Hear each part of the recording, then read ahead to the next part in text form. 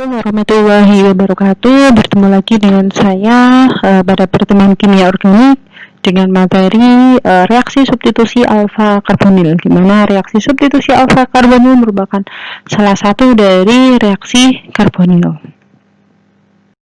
Apa itu reaksi substitusi alfa? Jadi reaksi substitusi alfa terjadi pada atom karbon alfa, yaitu atom karbon di samping gugus karbonil disebut juga sebagai posisi alfa dan terjadi sebagai akibat dari keasaman proton alfa.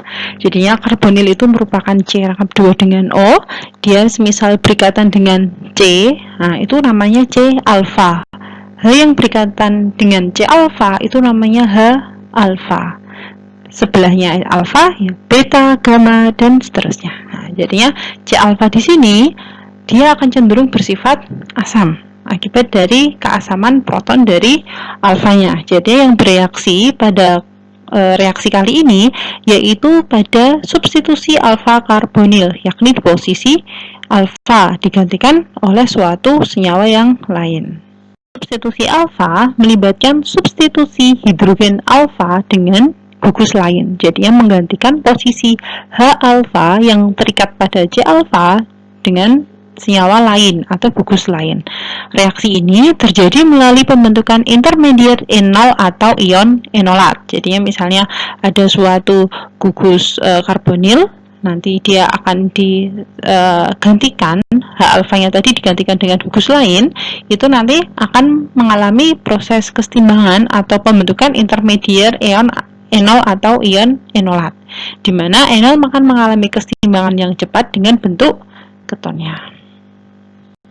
Ini adalah reaksi dasar atau reaksi umum dari reaksi substitusi alfa. Jadi misalnya ada senyawa karbonil, di situ ada C rangkap 2 dengan O, di mana mengikat C yang berikatan dengan H. H disebut sebagai H alfa.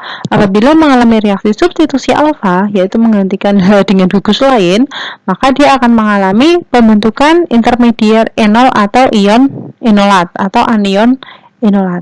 Nah, sehingga nanti akan terbentuk suatu senyawa karbonil baru di mana tersubstitusi bagian alfanya. Jadi kalau contoh pada kasus kali ini H alfa digantikan oleh gugus S. Nah, proses penggantiannya itu tadi itu akan mengalami intermediate pembentukan enol atau anion enolat. Nah, berhubung di sini anion yang berarti dia masih bermuatan negatif, nanti anion enolatnya itu tadi itu bisa bertindak juga sebagai nukleofil yang nantinya dia bisa menyerang karbonil lain sehingga nanti akan terbentuk reaksi kondensasi karbonil. Adanya gugus karbonil membuat proton pada karbon alfa bersifat asam. Hanya proton pada posisi alfa dari gugus karbonil yang bersifat asam. Jadinya hanya H yang menempel pada C alfa, di mana dia langsung berikatan pada C karbonil yang sifatnya itu hanya asam. Sedangkan proton yang berikatan pada posisi beta, gamma, dan seterusnya itu tidak bersifat asam, karena menghasilkan anion yang tidak dapat distabilkan oleh gugus karbonilnya. Jadinya di sini yang hanya bereaksi itu hanya H alfanya aja. H yang berikatan dengan C alfa yang langsung berikatan dengan C karbonil, sedangkan C posisi lain itu tidak bisa bereaksi karena kecenderungan sifatnya tadi tidak bisa distabilkan atau tidak bisa direaksikan dengan oleh gugus. Karena membawa muatan negatif dan mempunyai kerapatan yang tinggi karbon alfa, enolat bereaksi sebagai nukleofil yang bermuatan negatif. Jadi anion enolatnya tadi dikarenakan dia masih membawa muatan negatif dan dapat mengadakan reaksi dengan alkil halida lain atau dengan senyawa karbonil melalui reaksi kondensasi karbonil.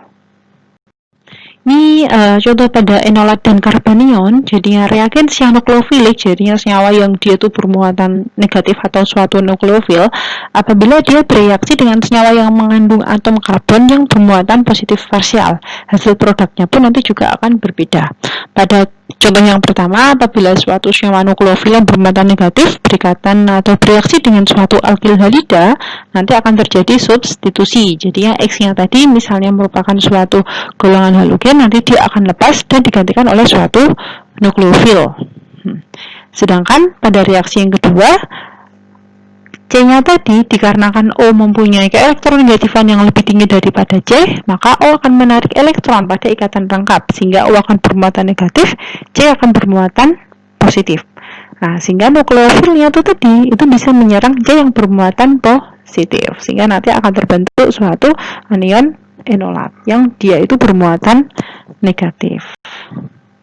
Selain itu, reagen Z yang mengandung atom C nukleofilik, yaitu atom C dengan karakter karbanion. Kalau contoh di reaksi ini, contohnya misalnya pada CH2 pada suatu senyawa dengan reagensia Grignard juga bisa menyerang atom karbon positif parsial. Contohnya misalnya pada reagensia Grignard. Nah, jadinya di sini ada logam MgBr, CH3 CH2 MgBr.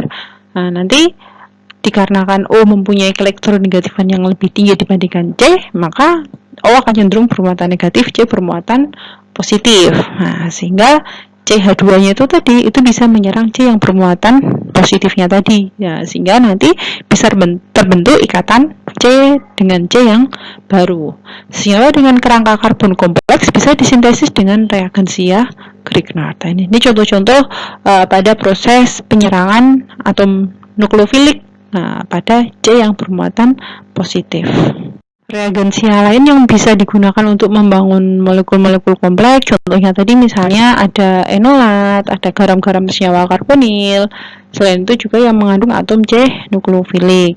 Ini terkait dengan keasaman hidrogen alfa, di mana pada slide sebelumnya juga sudah kita pelajari bahwa sebuah H yang berposisi pada alfa terhadap gugus karbonil bersifat asam dan dapat disingkirkan oleh suatu basa yang sifatnya tadi kuat.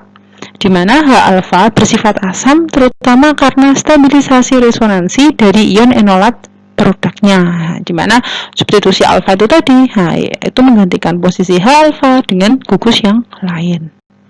Pada reaksi kali ini contohnya misalnya ada suatu metoksi yaitu CH3O, dia bermuatan negatif, suatu ion metoksi. Ini merupakan suatu nukleofil yang nantinya akan menyerang suatu aseton yaitu CH3COCH3. Di mana harapannya nanti nukleofil atau ion metoksnya tadi itu menggantikan posisi H pada C alfa. Nah, jadinya metoksinya tadi itu berasal dari suatu metanol, yaitu CH3OH. Nah, asetonnya tadi otomatis dia harus berbentuk ion sebelum dilakukan penyerangan suatu ion metoksinya tadi.